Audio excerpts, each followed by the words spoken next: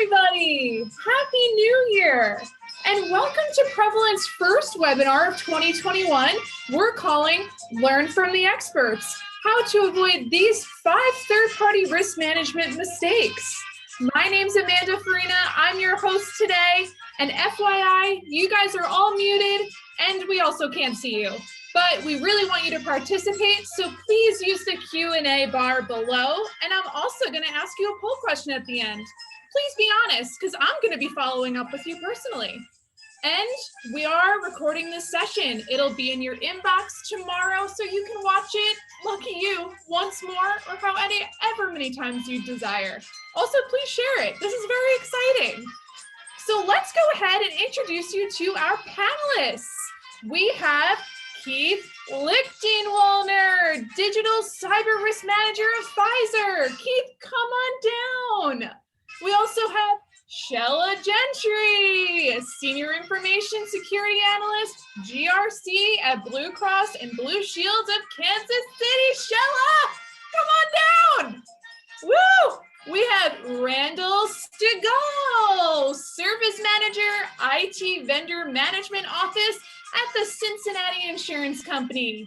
And Jefferson Pike, Director of Information Security at Lowe's Improvements. And last but not least, our moderator, our very own Brenda Ferraro, VP of Third-Party Risk at Prevalent. I'm so excited for this. I'm gonna kick it off to Brenda. Brenda, take it away. You're so interesting, Amanda. It makes it so fun to get on the phone with you because you get everybody pumped up. We're gonna be talking about something really, really fun. So Thank you much. You're very welcome. All right, we'll be talking to you soon at the end, I'm sure. Bye-bye. All right, so we've got really great panel members on this call. We have the financial institutions, healthcare from insurance, pharmaceutical, and also retail. And I'm glad that the 4 of you have joined us today. We're going to be talking about things that the audience needs to know from your lessons learned of whether you're just starting out your program or you have escalated your program to a maturity that's higher level within a rapid time. So I'm going to be asking questions and we'll go through each person to give you the opportunity to do a response. And then we'll have QA at the end, just like Amanda had talked about. So one of the questions that seems to be top of mind in 2021 is using a risk-based approach. So a lot of companies have done questionnaire due diligence or threat intel due diligence, but using a risk-based approach seems to be what we need to start looking at proactively. So Keith, let's start with you and what are your thoughts and comments on that topic?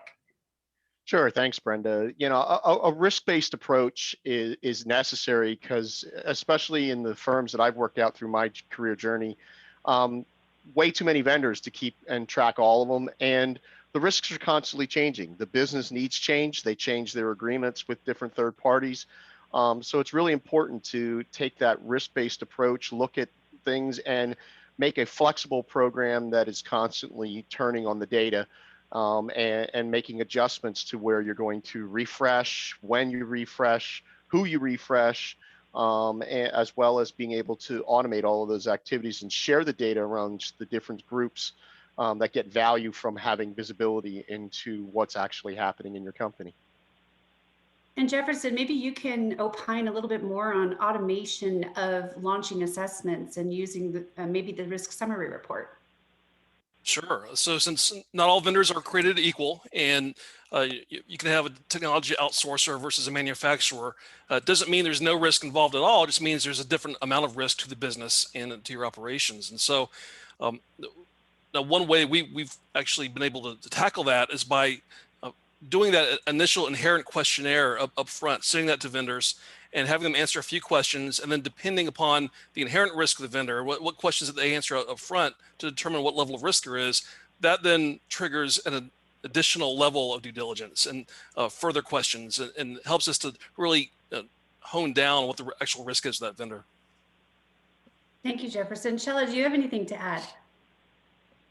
Yeah, no, going with the risk-based approach is the easiest way to even communicate it to your business owners who need to own that risk, right? So going to to the risk summary report. That's what we use as well out of Prevalent to share those risks with the business owner so they can help make better business decisions.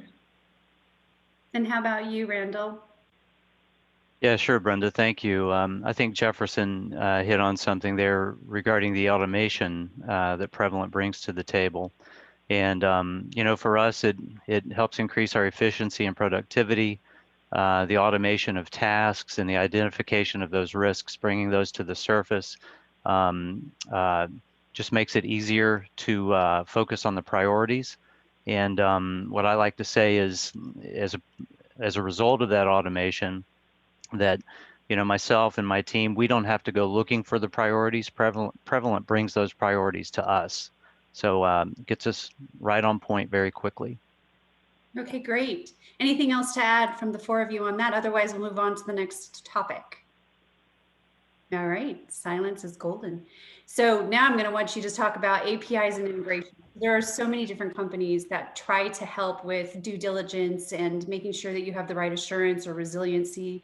You may be using threat intelligence, you might be using some request management tools, along with a workflow solution that can help you get from point A to point Z of an assessment of collection, analyze, verify, validate, whatever all those steps could be. And I said those last two in the wrong order. It goes validate, verify, yeah, verify, then validate. That's right. So from an API and integration, Shella, what are you doing within your company that might want to look at or is already doing something with APIs and integration? Yeah, so we use a GRC solution called LogicGate, and that's where we start our inherent risk summary. And when the business owner and the sourcing specialist fill out this information on the third party, they put it in the LogicGate, and then we get triggered from LogicGate to start our assessment through Prevalent.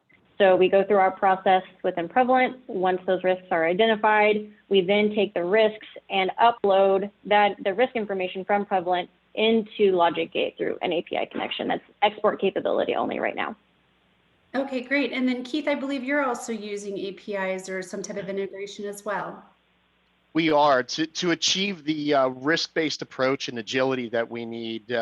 We take the results as the master sources prevalence on all the questionnaires of our third parties. And we take that in as well as other data we have from other monitoring sources and et cetera, and pump that into a Splunk environment where we have applied a dozen different use cases. But, you know, just to mention two would be, you know, we get a lot of value out when we get reported of an incident of some other party having a security situation. We can gather all that data extremely quickly in the fingertips of the responder from our side so that they have all the possible knowledge we can share, and that's quickly available. We also use that to pump all the data over to our procurement department so that they can integrate cybersecurity risk as one of the 18 risks they recognize around third parties and make our data visible to the senior executives with all the other risks that they're trying to balance as they manage their third-party fleet of users. Great. And Jefferson, I think that you might be using some integrations and some APIs as well, right? Well, we're using some and we're wanting to use some more for others. So we do use, for a threat intel perspective, we do use something called BitSight, which is great because it does allow you to bring additional information into the platform to kind of butt that up against what you're seeing for your questionnaires. For a GRC platform, we use Archer, very commonly used in a lot of big enterprises, and that allows us to actually track this on the engagement level as well. So not only look at the vendors, but also the engagements and assign ownership in the business. And ideally, we like to have that simple intake at the very beginning, so a business owner is responsible for the request, they submit the request, and then it would flow through ideally and automatically launch into Prevalent. Nice. And then Randall, how about you? Where's your program with regards to APIs and integration? Yeah, we're operating at a little bit higher level at this time, Brenda. Again, following along with what Jefferson had said, we are using that higher level integration with our threat monitoring. So it gives us both sides of that equation, the inside out monitoring or assessment from Prevalent, and then the outside in threat monitoring.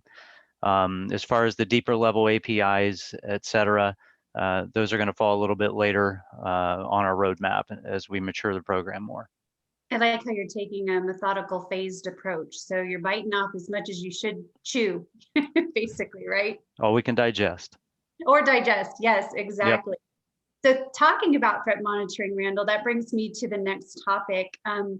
We're looking at sometimes trying to figure out how to be more than just a score, because the score gives you just that litmus test of where you may want to dig deeper. Are you using threat monitoring today in conjunction with your program that you're building and or have in place? Yeah, sure. It is more than a score. Well, I guess I would put it this way: behind every score, there's a lot of information that supports that score or drives it. So I guess to keep it concise, behind that score is information relative to risk vectors, and the idea of mapping those risk vectors back to our assessments and understanding the relationships in them and what's driving the risk. That's something that really provides benefit for us on that threat monitoring side. And again, the integration that Jefferson and I mentioned between Prevalent and the threat monitoring tools brings all of that into one view, and makes it just much more accessible, and again, brings efficiency to our process. Great. And Jefferson, he mentioned your name, so I'm going to go to you next. What are you using for your threat monitoring capabilities? Well, we use BitSight currently. There are multiple ways that you can look at it as well, and it really helps having a threat monitoring capability at all, whether it's BitSight or security scorecard or many other ones, helps you that continuous monitoring approach. Because in the old days, you would want to try to assess every vendor every year, and that's just not realistic anymore with large vendor populations and with the changing environment. So by looking at the threat characteristics, often you can see a correlation between the riskier a security score is for a vendor, the more likely they are to suffer a breach. Just like a credit score can indicate more likely you're liable to get some trouble down the road. So by using that threat intel capability and using that to feed your continuous evaluation efforts, you can really have a long-term reassessment program. And I saw, Keith, you were shaking your head yes when he was talking about making sure that you're assessing the right amount of times or doing the due diligence when necessary. So let's go to you next. What are you using for your threat monitoring capabilities? We're actually using the gamut right now, partially because the use cases came back as two I'd love to talk. We use it both on monitoring. I'm just going to call it the current partners that we have, where we have connections between companies that warrant us making sure they have a really good security program, and this gives us the ability to understand if they all of a sudden deviate from that. So we're using multiple services right now. We've had a long-term relations with Risk Recon. I've seen pros and cons with many of the services. Data quality is something that I think really scares me about just going with a score. So it's really about digging in and understanding a little bit. But we have found the tools very valuable in our fleet at exactly what Jefferson was after. Is we can't possibly do 100,000 vendors in a year. So the answer is we need to be able to screen vendors and find the high value targets. And I have found these monitoring programs very valuable. Between Risk Recon, VTM are probably the two we're using the most of, but we've been able to really dig in and find, if you got a list of 1,000 or 4,000 vendors and you want to say which are the worst of the worst that I really want to look at harder.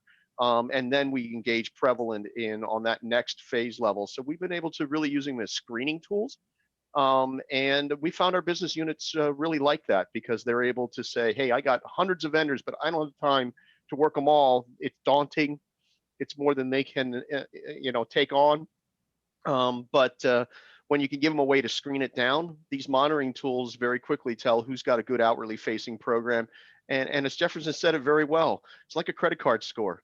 It gives me a pretty good view into, is this one doing a decent job or not? And I can focus my resources where we probably will add the most value to reduce risk.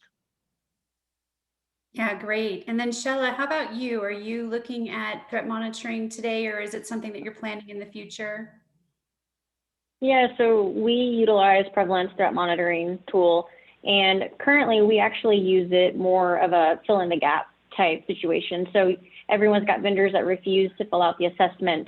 And for us, when we have those vendors, we have a risk exception that we have to fill out. And when that happens, that triggers us to go in and put them in the continuous monitoring solution. So that's the way that we're using it now. We will expand that scope, primarily for all those vendors that we have business associate agreements with or that we're sharing PHI with.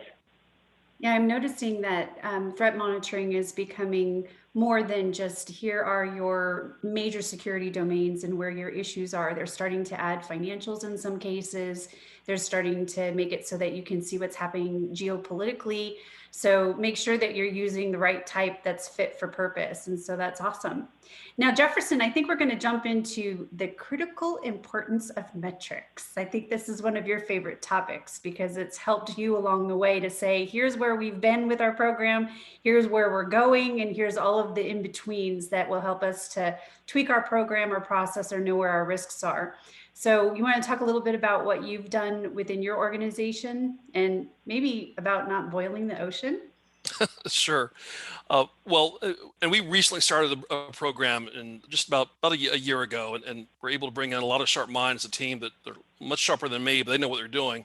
And you have to know where you are in the middle of the ocean. Obviously, you can't boil it all.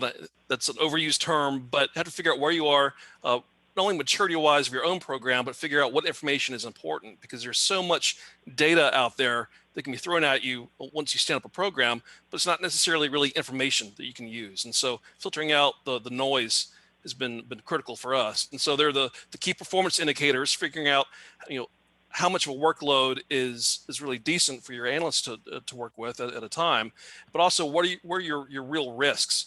And that not every finding we see is a risk. It depends on the engagement and the type of business that's taking place. And not only are we looking at the indicators from what the data from the platform is telling us, but also we did a maturity assessment on ourselves, and there are multiple frameworks you can kind of measure yourself against, but we try to figure out where were we in the beginning, and then where do we want to be, and then what are the gaps? How do we actually get there? And so we used the vendor risk maturity model assessment from shared assessments, and Prevalent has a maturity model assessment we use as well, and had others come in and take a look at us and figure out, okay, if we let's audit ourselves before we get audited by others and figure out what we need to fix. And that's been a huge, great way for us to actually chart our course. And Keith, I think you're also very extensive when it comes to metrics and reporting. I like how you always frame it as it needs to tell the right story. So what are you using within your program to tell the right story? Yeah, we certainly, I come from a math background, so I love to measure things. But what we've really found a tremendous amount is to Jefferson's points as well, is really understanding, what are you measuring, and don't try to boil the ocean. And I think in that journey, one of the things that we've really gained some good momentum on is having the data, sticking to a questionnaire that goes after core standard controls that we can explain to the business as best practices, and really show how those controls manifest themselves into operational risks or et cetera that the business can relate to with scenarios and examples.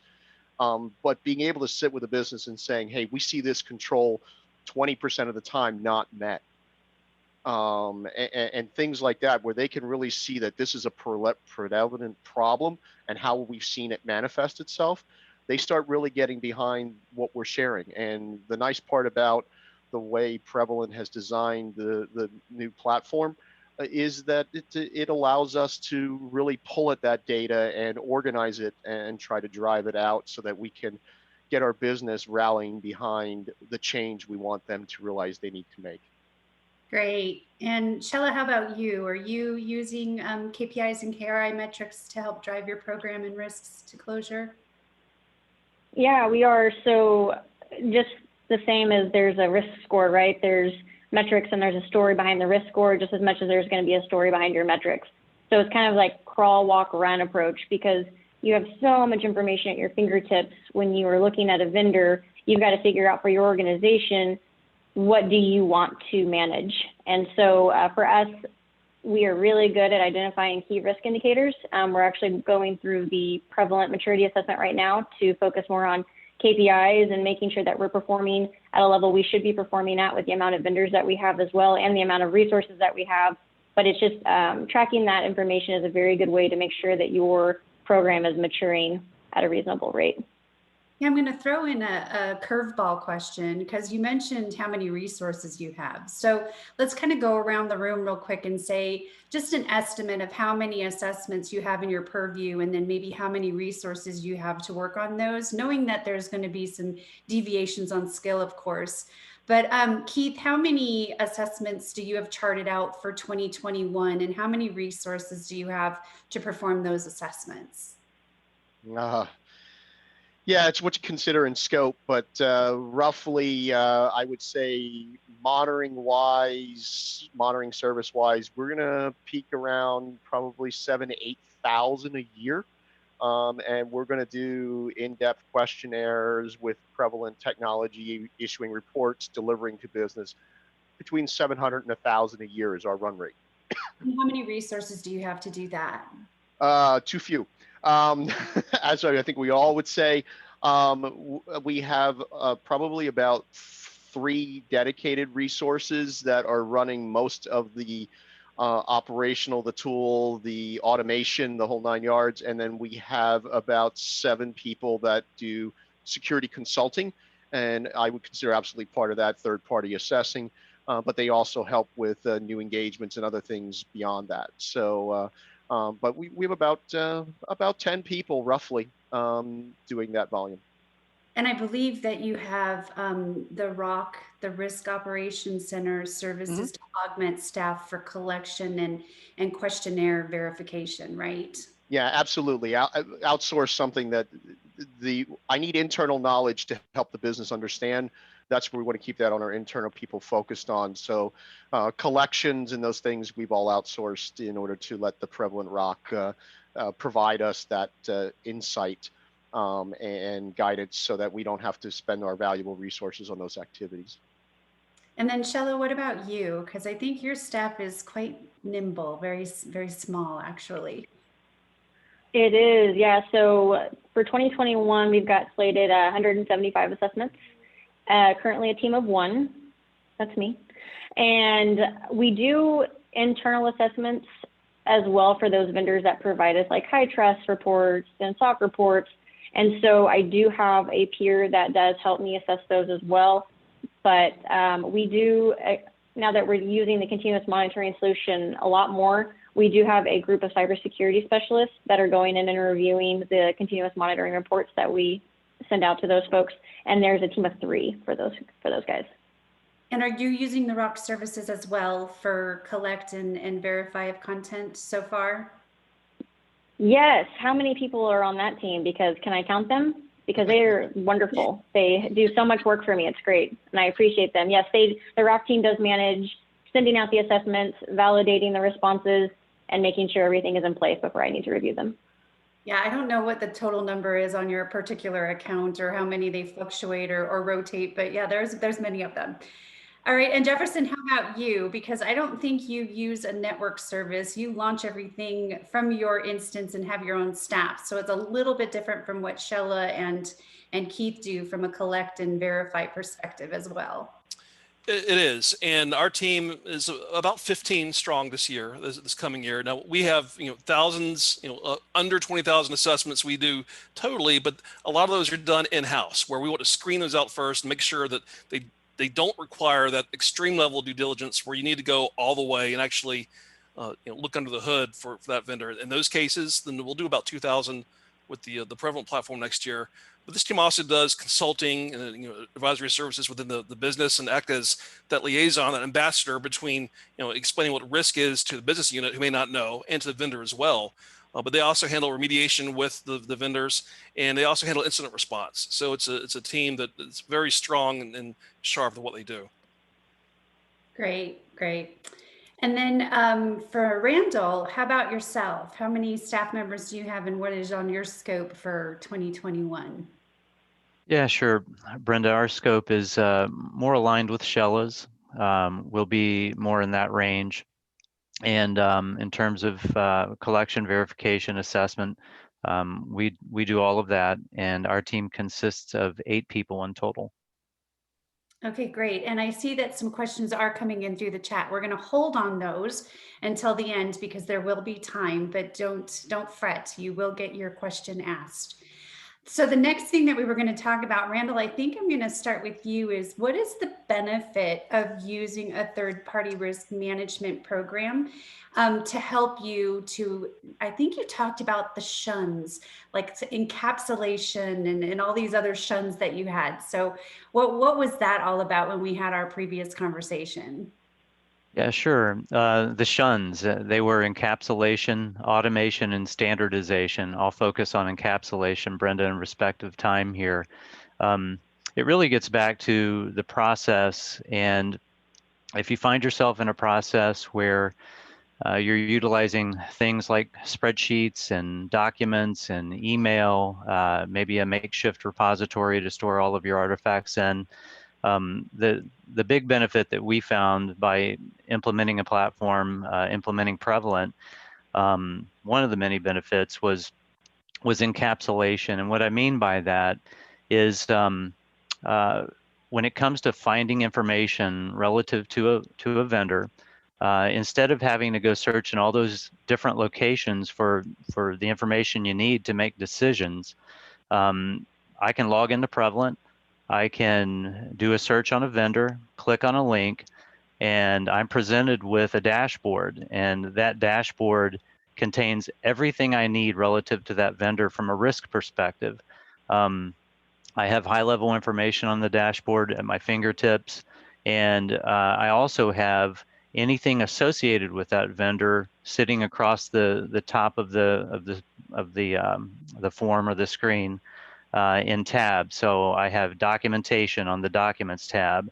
Any of the documentation, the artifacts that we've received that we need to analyze, I have the risks there, the assessment, tasks, relationships. So for someone like me who likes to have things very organized and neatly ordered, having Prevalent encapsulate all that in that one location for me, it's really beneficial to the team.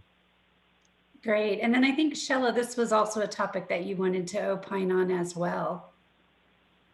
Yeah, so as I mentioned earlier, we have a very small team. So instead of working through spreadsheets and all these different emails, now I have one spot that I can go. I can set access for whoever I need to set access for. They can come in and view information as well. I do a lot of communicating with my vendors through Prevalent, and risk remediation discussions are tracked in there as well. And honestly, it's a good thing for continuity as well. Organizations have turnover, and instead of having to go through, past emails from somebody else, all of our communication with that vendor is located in Prevalent, and it's just a nice way to have everything tracked in one spot. Great. And Jefferson, how about you? Well, it helps if you look at it from a legal perspective. When you want to have you need to be able to show that you're doing a reasonable effort or giving professional attention to managing a third-party risk program. This really helps because it shows that reasonable approach where you have everything in one place, just like Shella was saying, and you can really try to go after all your vendors and track what you're doing and have a standardized process where everyone is being treated, and you can see the steps along the process, and you can see the time frames and the service level targets, and see how long it's taking for vendors to respond to you. And if you find that vendors aren't responding after a period of time, and you're seeing that over and over and over again, maybe you need to make a process change or figure out what can you improve to actually make that assessment better. And you can get those types of metrics and that data if you have one platform everything's going through. Yeah.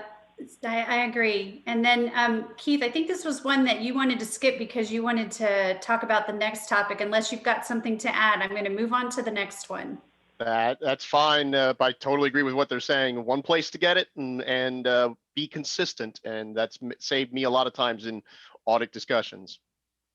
All right, so the next topic is one that's near and dear to my heart because I remember when I was building a program, you have all these other departments that want to engage and or are doing their own assessments, and one of them being procurement. So Shella, do you want to talk a little bit about what your organization is doing in order to engage procurement into the life cycle of third-party risk? Yeah, so when I came on to Blue Cross Blue Shield of KC, the entire third-party risk management process was originally handled by procurement. So they just have a wealth of knowledge around the vendor in general. If you need to ask about the service being provided, they're quick to give us documentation around the contracting language, things of that nature. But the biggest thing is making sure that you've developed a relationship with them, that they bring you into conversations in the beginning, and security is not just an afterthought. So at least for our organization. Now, that being said, within Prevalent, we've accessed or created access roles within the solution. So now the sourcing folks, if they have questions about a risk or questions about the vendor contact or things of that nature, they can come into the solution and they have the access that I've granted them, so they can go in and view whatever they need to. And it just creates a better partnership with us, with the sourcing team. I started talking with my mute button on. Gotta remember that it's on. This is something, Keith, that was important to you as well. So you want to kind of opine on what you've been doing with your procurement department is to help. Yeah, we work extremely closely with the procurement department. And I think there's a couple of key reasons, and Shella was hitting on many of them. The extra ones I would love to share is, as we've journeyed together, what we're finding is we have a tremendous amount of data and managed it in a consistent way with the Prevalent toolbox. And as a result of that and sharing that data back to them, we're actually getting pretty good at identifying when there's a gap of knowledge. So it's been instrumental in helping them understand, wait a minute, you're saying that the engagement works this way, but that's not good. That's, they don't have these certain controls, which if you're doing it that way, that's not a good combination. And then it really gets into vetting, the operating model between ourselves and that vendor, and that vendor's actions and activities, and making sure that we're in that everybody's in the same know. And I think the other part to your question earlier that you added about, manpower, it magnifies us. We no longer have to be the one meeting with the business all the time. We actually are enabling all of our procurement department as being part of that solution. So by having the automation level that we have to say, these are the failing questions, this is the industry best practice they're thus not meeting, and here's how that can manifest into a problem, and that's all part of the automated output report. My staff has a lot less work that way to put the same consistent message in front of both procurement and the business. And we see the benefits of that as the procurement becomes stronger and stronger in cybersecurity. To Shella's point, they're strong in many other areas, and we're now enabling their toolbox. And now we don't even necessarily have to be at the table every time. We just have to make sure that the report gets there. And in many cases, they're being the advocate, and we get to smile and ride along. I was thinking about, like, when you're buying a house and it's location, location, location. Well, location is important with vendors, of course, but I'm thinking communication, communication, communication for TPRM. All right, so our last topic before we get to Q&A, Jefferson, this was something that we talk about a lot, is we did discuss earlier the ROC services, but there's also strategy services and advisement services that you found useful. Do you want to talk a little bit about how that's helped you to mature your program or assisted in any way? Sure. So, it's a very lonely existence when you kind of drop into the middle of the ocean here and have to figure out how to set up a program.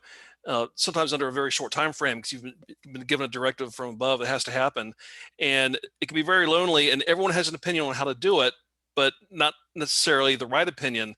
And so it helps to talk to people who actually have done this before, and like the people in this call. I'm thinking Keith in particular and Shella. We were able to actually listen to a lot and hear their points of view over the past year, and now Randall, and learn, well, what's the best way of doing things. So hearing from peers as well is great, but also having those strategic services from people who have done it and actually come in and do workshops for us and actually show us, well, here's how it's been done before, and here's a great way to do it, and here's how I do it again if I had another chance. and actually kind of help us to avoid those landmines before we walk over them. So it's having, relying on other people's experience is great, and has been very helpful for us. Nice. And then Shella, what about you? How have you engaged in either the ROC services or the peer-to-peer groups or any strategy services that you've been able to take advantage of? Yeah, so we've utilized Prevalent to even come on site and have workflow discussions to see where these gaps are in our process so we can make things more efficient and also better articulate our risks to now our business owners and procurement and the board. And it's been very instrumental in the maturity that we've gained over the past year. Honestly, one of the big things that I'm so proud of is it used to take 67 plus days for a vendor to complete an assessment. And after I sat down with you, Brenda, last year, I guess actually late 2019 now, we took that time and we cut it down by 55%, which was absolutely incredible. And then these peer-to-peer strategy calls that I have, with Keith and Randall and Jefferson have just been mind-blowing because you get different perspectives from different industries that are going to continue to help you grow your program. And that's kind of the goal of this, right? We want to be proactive in what we're doing and make sure that we're protecting our organization. So mentioned earlier too, the ROC services, they do a lot for me. They manage those assessments coming in, coming out. I'm very, very thankful for them. They're very quick, or they've never missed an SLA with me, and I can't, sing their praises enough, honestly. Great. And Randall, how about you, being that your program is on a phased approach, what has been helpful for you on a strategy perspective, or even talking to the folks that are on this call on a monthly basis? It's been a big help, Brenda. I'll echo what Shella had just said. Keith and Jefferson, Shella, the group, they're great. Very willing to share information. Don't hesitate to help and share their lessons learned. And that just simply makes things easier as you mentioned, as you're trying to walk through that phased approach, and also gives you a different way to solve problems, new ways to solve problems and see things from their perspective, since they've been a little bit farther down the path already. And then Keith, for being such an extremely mature company, I think my favorite phrase from you, probably last year before we stopped 2019, you had mentioned, I have like 7 to-do items out of a call that we had. So it was like, here's some of the things I need to think about incorporating, or maybe think about to improve my program. So that's one thing that I favoritize on our calls altogether. Yeah, and I think the advice I'd give anybody hasn't changed for years. No matter where you are in the journey, starting out, down the road, phase 2, or in the end, that you've been working, in this place for 12, 14 years like myself, in different companies.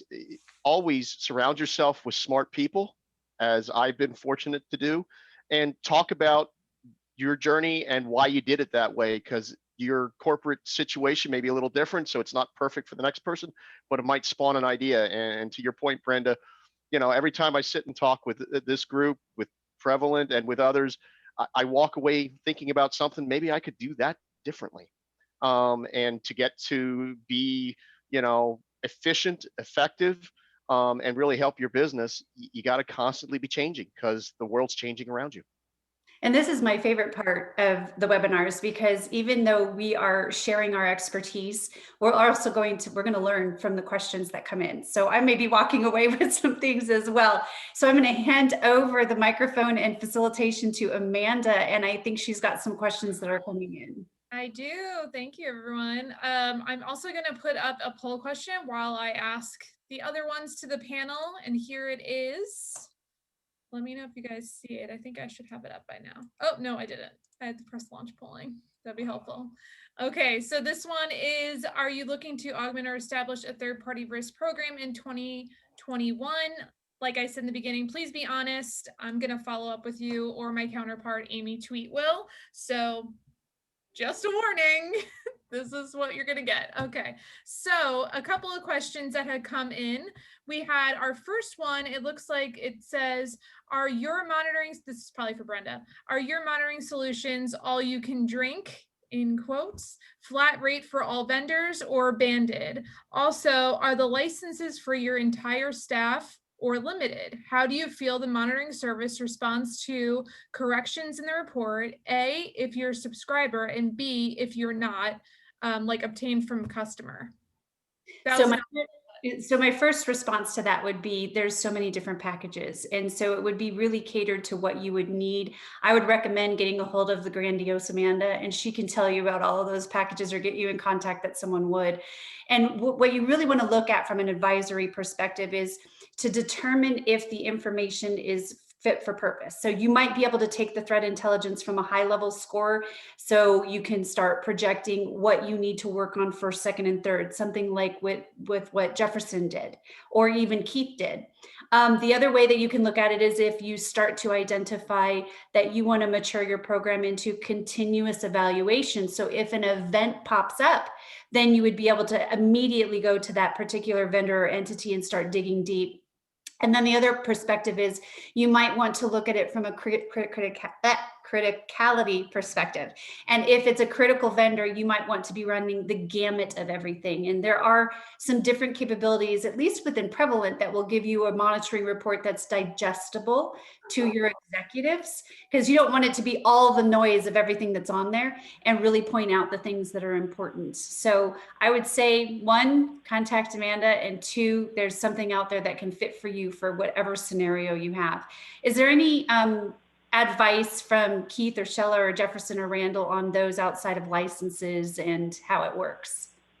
Yeah, I'd love to say you want to partner up with a company that does have that flexibility, because I've bought in at one level and I change my levels based on my use cases. So being able to flex is a necessary part of doing what's best for your business. Okay. Yeah, I'll echo. Oh yeah. Oh, go. I'll echo the flexing part. Sorry, Amanda. That's okay. Yeah. No. So we started out with fewer licenses, and we've since bumped up. So definitely make sure that whatever vendor you go with, that you do have that flexibility. For sure. Next question, it says, third-party risk management can be seen as assessing risks from the third party plus assessing risks from a specific arrangement with a third party. While the tool is helping you with monitoring the third party, how and at what stage do you assess the risk from a specific arrangement? I'll go first on that one, unless somebody else wants to. So that really defines an engagement or the assessment between the vendor assessment and the engagement assessment. So theoretically, one vendor could be doing multiple engagements.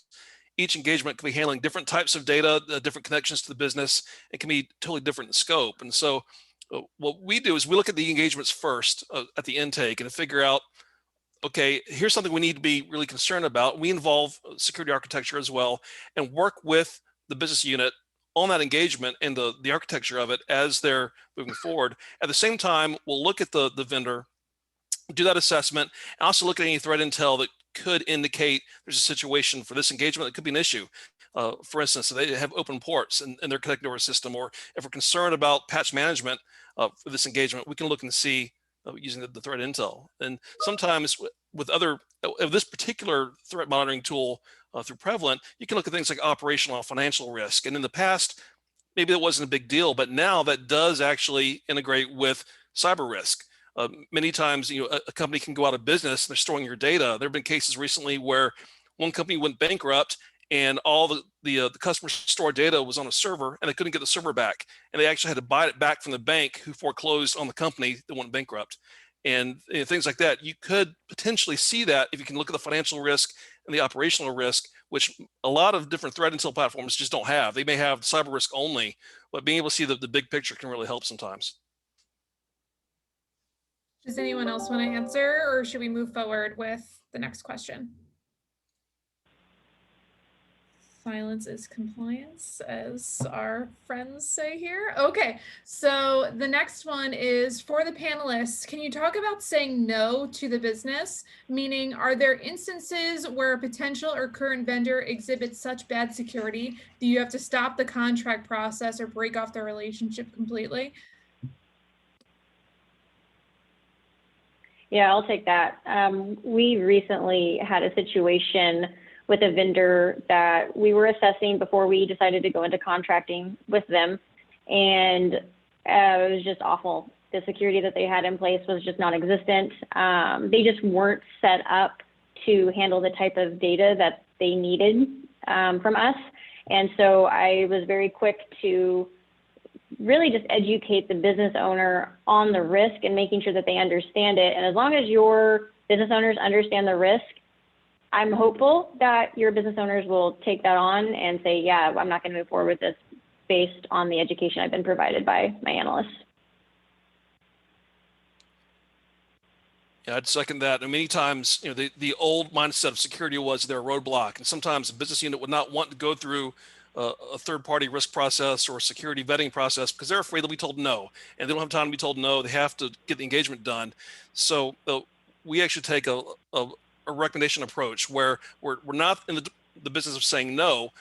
We'll say, yes, but let's look at how we can do this securely and help them succeed securely. And we'll take a recommendation approach. We may recommend that the vendor be used. We may recommend against that engagement, or we recommend it continue, but with certain remediation in place. And if we recommend against something, we hold the VP accountable. They actually have to go through the GRC process and accept that risk and be tracked for that. And if something does happen down the line, then there's someone that you can actually attach to that engagement, and they'll be responsible, and they'll have to speak to the board about it. Yeah, I think it comes down to that and that escalation process, making sure you have an escalation process in place, as Shell and Jefferson have articulated. I feel like everyone's going to have stories like that, right? We can talk about that for a long time. Yeah, I absolutely agree with Jeff. Yeah, go ahead, Keith. I definitely agree with the group. I think the other thing is there's a case that I do hold back where I would say we go beyond the recommendation and we say we have a say here, and that's when I believe that the exposure to the partner connection requirements or whatever put Pfizer at a risk level that the CISO needs to be making part of the decision, where both VPs have to align, whether one wants to accept it or not. They both have to be in alignment. So there are certain cases where we get to that level, but in general, the business, I find you get more further with the business with a carrot and a education than you do if you try to tell them what to do. Yeah, and I like how majority of you probably have something in place at some capacity that holds accountability to the people who should own responsibility of the taking on a vendor that may have remediation or move forward on one that's not recommended. So I would kind of advise that at some point you need to have that, it's whether you call it an exception or an acceptance, you need to have that somewhere documented for your audit. You just got feedback about the answers to this. He said, awesome answers, guys. Just thinking of other things, since Keith was the last to speak, there was one for you, Keith, and the question was, what has surprised you most in your work over the last few years? Oh, wow. Surprised me the most. Probably have to go back to the biggest surprise is the amount of, I'm going to use the words, back to the basics that really aren't being met. And I think if you go back to that in your basic questionnaires, your basic things, and say, what do you mean you don't have a change management program? You really can start getting to, okay, that's going to manifest itself in so many different ways. So it surprises me the amount of basics that are still missing. And I really take a lot of personal, as I design the risk level of the program and et cetera, we focus on the basics because they're the thing we feel we can easily influence to say this is not acceptable because it is an industry basic expectation. And we're actually able to influence easier and make a change. So the business doesn't feel like we're trying to hold the vendor to something above what we are. One of my other philosophies is if it's a control I expect on a third party, it's a control I expect of myself if I build it internally. And I think with that philosophy, that has helped me. So it still shocks me the percentage levels are much higher than I would anticipate of the basic control failures. Mobile device encryption is like #1 on my pet peeve list. All right, well, next question, it looks like it's for Shella, and it looks like the question is about SolarWinds, which is a hot topic. It says, have you addressed the SolarWinds breach with your vendors? You're muted. Thank you. Yeah, that's a good question. So I'm sure all of you probably have heard about the SolarWinds breach, and Prevalent was very quick to roll out an event identification and response assessment. So we jumped on sending that out to our vendors, and it was 5-6 questions, I think, very quick. The details is when it gets longer. So hopefully your vendors, if you did use that, then your vendors are responding appropriately and giving you information that you actually need to know. But we've had really good success with that. We've had, I would say, 70% response rate, actually. I've been very impressed with how well that's worked out. So going forward, if there's other breaches with vendors that we utilize, we will continue to launch those assessments. It's been very critical in us in responding and understanding our risk with our third parties. Jefferson, she just set your bar higher. Oh, we had a lot come in yesterday. We actually use the same methodology and the same questionnaire. It's been a tremendous help for us. And it's great because it gives you visibility into your vendors and who's been affected and who is not. And it also gives your team great visibility because you're actually able to report something to your CISO that can have you look really good as a team. Something that, in the past, you couldn't get that kind of information quickly unless, that's just 1 or 2 people trying to contact vendors on their own. But now using an automated process and questionnaire that automatically shows the results and the risks, we're able to actually get some good data. And as of yesterday, we're up about 90%. So we got a much better return rate than we were expecting. Yeah. You got That's 90 great. All right, we have a couple more questions that I think we can squeeze in. Here's another one, not specific to anybody in particular, so, raise your hand, whatever you want to do. It says, do you think the increased use of external code repositories like GitHub, I don't know, increase the risk for companies to confidential source code exfiltration? I'll speak to that one. Yes, it does increase the risk, and hopefully, you have internal teams. Your company, and small companies obviously can't do that, but hopefully you have a team that's monitoring that and using tools to monitor those type of repositories. And tools are out there. It's just, do you have the budget and the manpower that can actually spend time watching that? But it is something that and open source coding, depending on how it's used, it can be a real risk. Yeah, and I'll build on to that. We certainly use the continuous monitoring features as well as a risk manager. I also manage the vulnerability management oversight. So we're watching vulnerabilities on those key service platforms because they're not only used by GitHub and others, they're used by small development houses that you may be outsourcing to. So having an understanding of when there's code being stored externally and is it in good standing, and keeping an eye on that is one of the risks in my portfolio that we do keep an eye on the key areas that we see in use and escalate accordingly if we see a major activity going on. Okay, next question is, how do you interface IT risk management research with the needs of other units in your firm? Who deals with the same external business partners? For example, procurement, privacy, etc., especially where those overlap of questions. Do they, in parentheses, your units, ask their own questionnaires? Question mark? For anyone too. So I can start from my history. When I was working at a large insurance company, we did have questionnaires that were different for each department. And what we did was we got together and we identified the similarities, and then we determined which ones could have or should have their own questionnaire section. And within solutions, you can launch packages. So say, for example, there's one vendor that you need to address questionnaire types for privacy and for third party and for procurement, and send the package out all at once.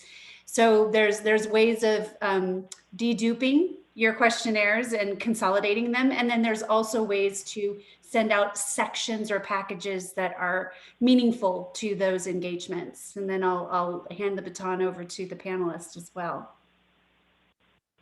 Yeah, I guess I'll comment on this one. I personally, as some of the questions have been revolving around, do you do engagement level versus vendor level? We start with a common vendor level questionnaire.